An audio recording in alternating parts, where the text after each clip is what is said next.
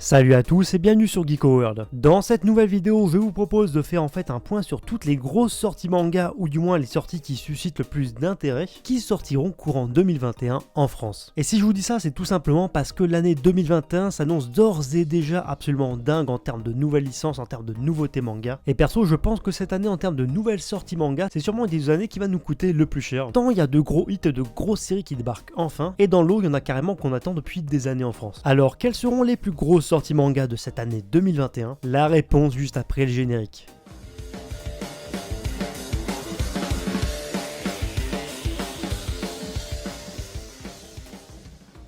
Comme d'habitude, je vous invite vraiment à lâcher les pouces bleus afin de soutenir mon contenu et soutenir la chaîne. En fait, c'est simple, plus il y a de pouces bleus, plus justement mon contenu sera mis en avant sur YouTube, et plus ça me permettra d'exister, donc merci à vous. Et je vous recommande également très fortement de vous abonner à la chaîne, c'est totalement gratuit, et si on parle d'actu manga, que ça soit l'actualité manga en France ou au Japon. Bref, maintenant passons au vif du sujet avec notre point justement sur les sorties annuelles. Concernant les mangas de 2021, quelles vont être les plus grosses sorties? Avant d'attaquer sérieusement la vidéo, je tiens vraiment à signaler qu'il s'agit vraiment d'une grosse sélection, qui repose principalement sur mes critères personnels, donc c'est purement subjectif, mais il faut également prendre en compte que j'ai également pris en fait justement dans cette vidéo des sorties manga que vous mettez régulièrement en avant et qui nous attendent justement en librairie au cours de cette année. Et à noter également que de grosses sorties n'ont pas encore été annoncées, donc je suis au courant certes, mais malheureusement sur certaines séries il y a encore un embargo, donc je peux absolument rien dire, mais croyez-moi, tout n'est pas encore annoncé, et encore du très lourd qui nous attend, surtout en fin d'année 2021. Bref, on commence avec le premier mois de 2021, il s'agit bien entendu de janvier qu'on a déjà très bien entamé, voire quasi fini à l'heure où sort cette vidéo.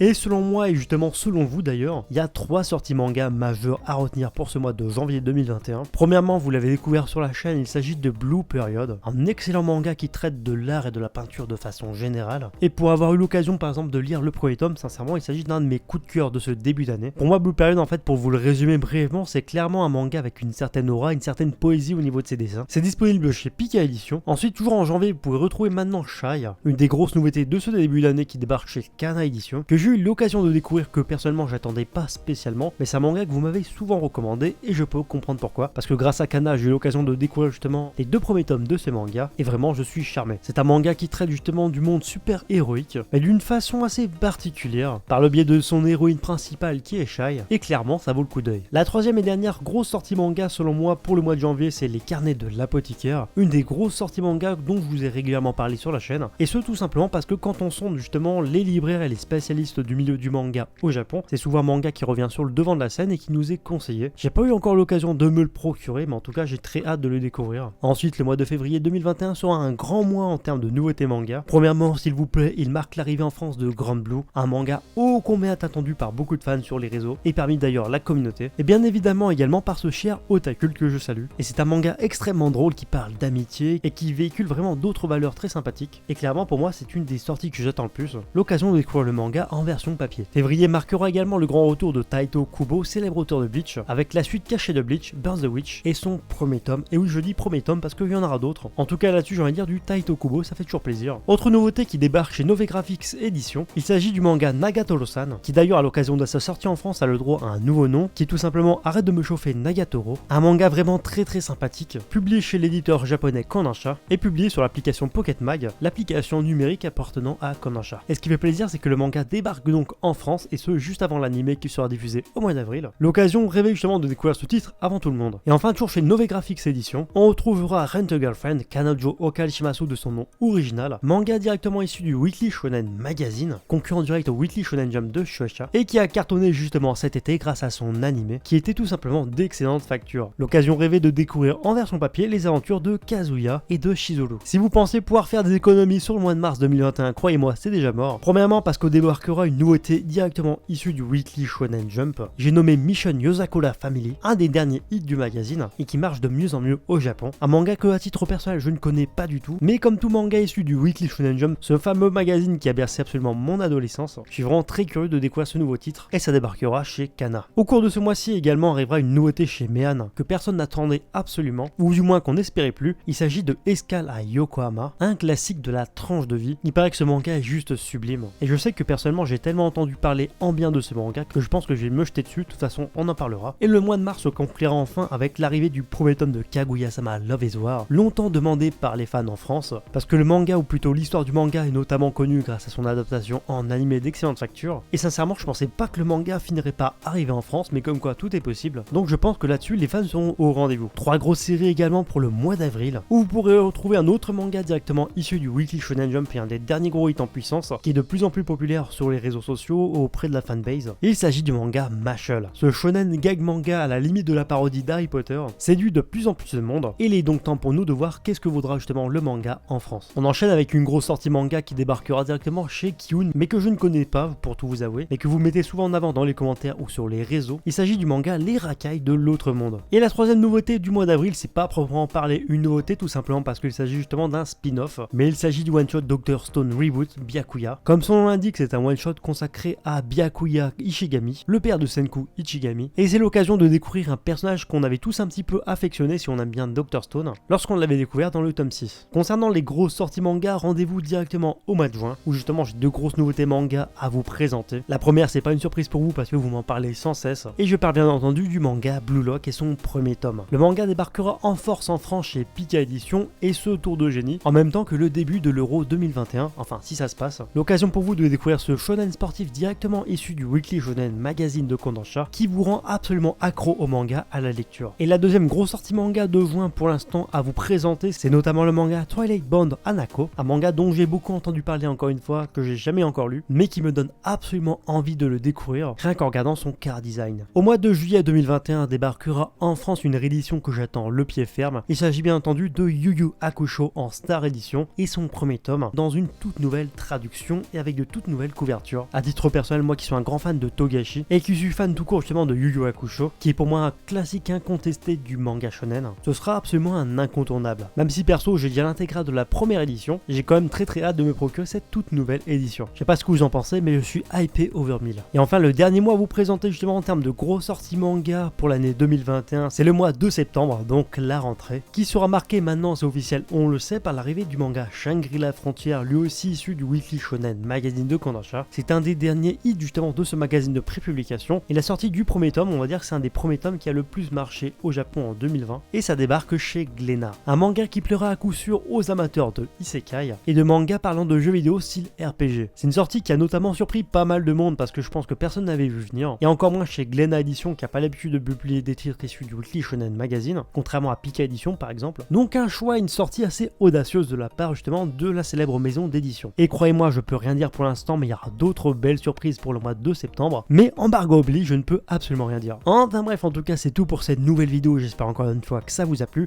J'avais pas du tout prévu initialement de faire cette vidéo, mais au vu de vos demandes, et au vu justement de l'intérêt que vous portez par rapport à mon avis, par rapport aux sorties manga, que ce soit au Japon ou en France, je me suis dit quand même que ça pourrait être absolument pas mal. Donc n'hésitez pas à me donner votre avis justement sur la vidéo, et encore une fois dans les commentaires, l'espace commentaire est fait pour ça, pour vous donner la parole. Je vous invite fortement à me donner votre top 5 ou votre top 3, comme vous voulez, de vos plus grosses attentes en termes de manga qui arriveront en 2021. Je suis vraiment très curieux de voir ça. N'hésitez pas non plus à me dire justement quel manga vous attendiez dans ce classement. En tout cas, comme d'habitude, si vous aimez mon contenu, je ne peux que vous inviter à me rejoindre sur Facebook, Twitter et Instagram, surtout Twitter et Instagram. C'est très important, je partage du contenu en temps direct, ça peut vous plaire. Vous aurez du contenu inédit que vous n'avez pas forcément sur YouTube. Tous les liens sont à l'écran et en description. Et sur ce, je vous dis à bientôt pour une prochaine vidéo.